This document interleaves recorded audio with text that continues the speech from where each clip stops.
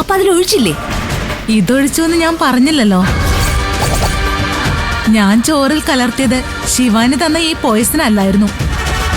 ഇതല്ലെന്നോ നിങ്ങൾ എന്തൊക്കെ പറയുന്നേ? പിന്നെ നിങ്ങൾ ആ കൊച്ചിന്റെ ഭക്ഷണത്തിൽ എന്താ കലർത്തിയേ? ഞാൻ പറഞ്ഞുതരാം.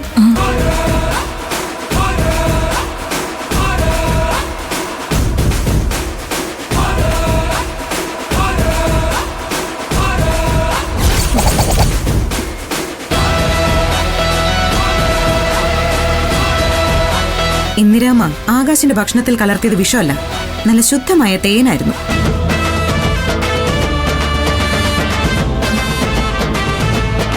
എല്ലാ മനുഷ്യരും നിന്നെ പോലെ പണത്തിനു വേണ്ടി എന്തും ചെയ്യാൻ നടക്കുന്നവരാണെന്ന് ധരിക്കരുത് ശിവാനി.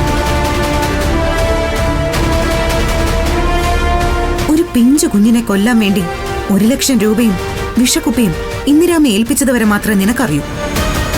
ബാക്കി നടന്നത് ഞാൻ പറഞ്ഞുതരാം.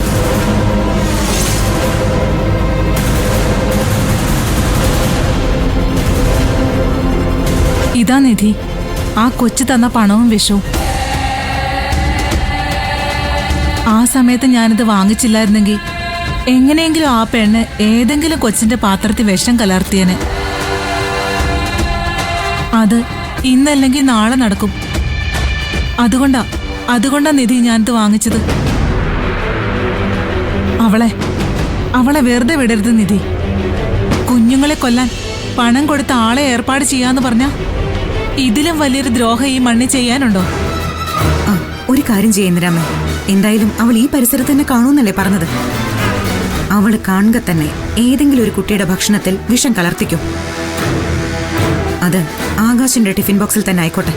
അയ്യോ, എന്താ നിധി പറയുന്നേ? കലർത്തേണ്ടതേ ഈ വിഷമല്ല, നല്ല 1 തരം തേൻ. ഞാൻ തരാം. ആകാശിനെ വിളിച്ചിട്ട് വാ.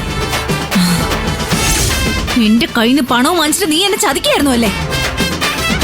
എന്താടി നീ വിളിച്ചേ? നീ എന്നോ? പ്രായമായെന്നും നീ കരുതണ്ട, അടിച്ച് മുഖം പൊളിച്ചു കളയും ഞാൻ. പറഞ്ഞേക്കാം.